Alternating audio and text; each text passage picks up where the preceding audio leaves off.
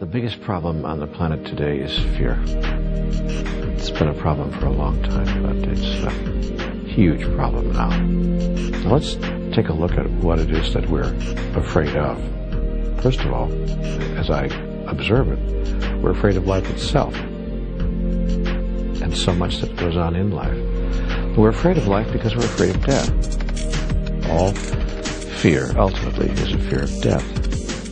If you're not afraid to die, then you're not afraid to live. But how can you not be afraid to die? Well, you cannot be afraid to die if you understand what death is, and as a result of that understanding, you understand what life is. I think the joy of art is trying to convey what you perceive so that other people will perceive it more or less the same way. Art is a form of seduction. I mean, there are rapists in the intellectual world. They become politicians. The seducers become artists. We try to seduce people into our reality tunnel instead of leading them there with a gun. But we are trying to get them into our reality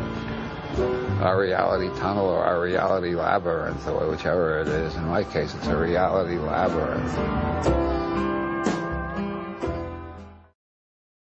We're told, you can wander around within the sanctioned playpen of ordinary consciousness, and we have some intoxicants over here. If you want to mess yourself up, we've got some scotch here and some tobacco and red meat and some sugar and a little TV and so forth and so on.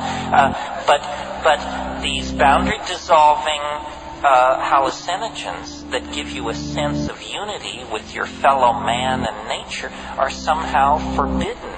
This is an outrage. It's a sign of cultural immaturity, and the fact that we tolerate it is a sign that we are living in a society as oppressed as any society in the past. What civilization is 6 billion people trying to make themselves happy by standing on each other's shoulders and kicking each other's teeth in.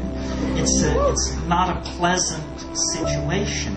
And yet, you can stand back and look at this planet and see that we have the money, the power, the medical understanding, the scientific know-how, the love, and the community to produce a kind of human paradise.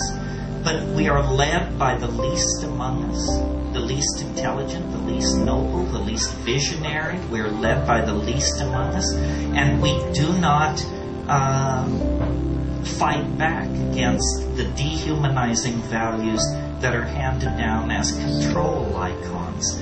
This is something, I don't really want to get off on this tear because it's a lecture in itself, but culture is not your friend.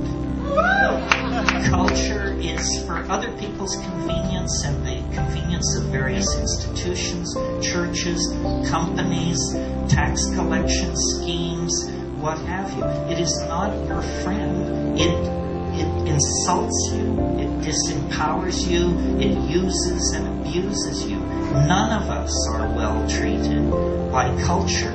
And yet we glorify, the creative potential of the individual, the rights of the individual. We understand the felt presence and experience is what is most important. But the culture is a perversion. It fetishizes objects, creates consumer mania, it preaches endless forms of false happiness.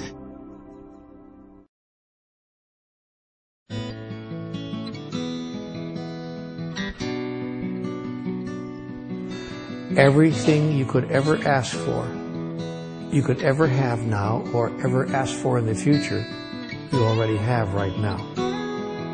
You already have all of it.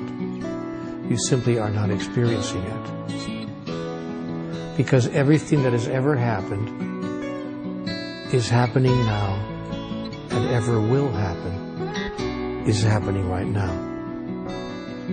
And so, it is for you merely to reach into the sea of infinite possibilities and call forth the reality you choose now to experience.